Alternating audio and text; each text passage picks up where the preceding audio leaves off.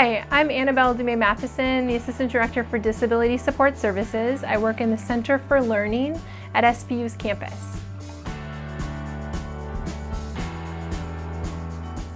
Students with documented disabilities or previous accommodations from previous institutions that they've attended, whether they have a 504 plan or an IEP, or again, they have a new documented disability, will get accommodations through our office. Additionally, students who have a temporary disability, like I have right now, I was injured this Sunday, and if a student gets a temporary disability while on SPU's campus, they can also come to our office and get accommodations that could help support their success in their classes.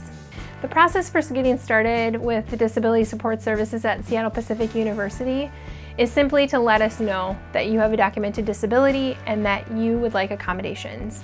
What will happen from there is you will provide documentation of your disability from a licensed provider. That can be from a psychiatrist, a psychologist, a therapist, a medical doctor, whoever supports your disability. Or you can provide things like your IEP or 504 or both. That's even better.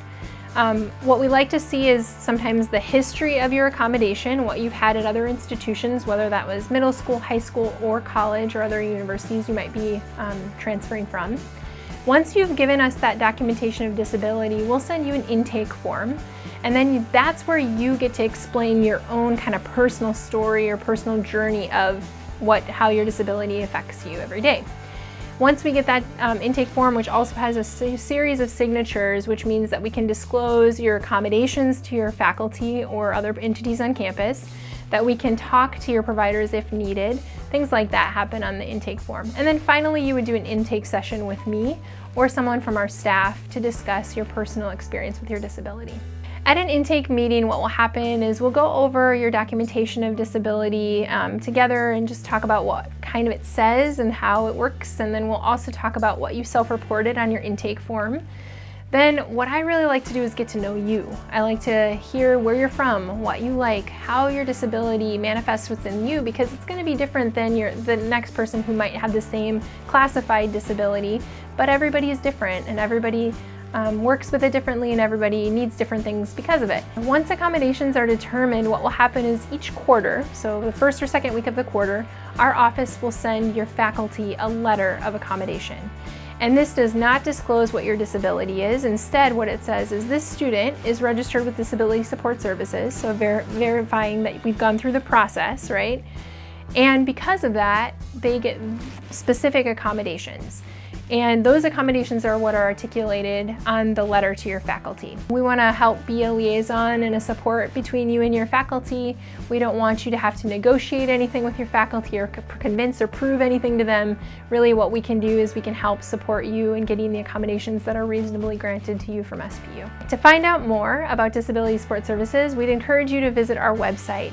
Just go to DSS on SPU's website, and what you can find on the left-hand side on our webpage is a place that says Resources for Students.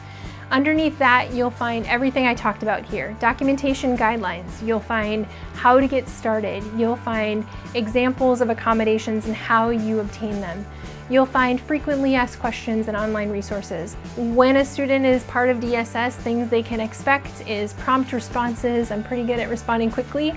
I also really like to advocate for my students. So if, again, we talked about negotiation with professors a little bit, I don't want that for students ever. I want to be someone who advocates for students' rights, whether that's to a professor, whether that's to residence life, or whether that's to the university as a large.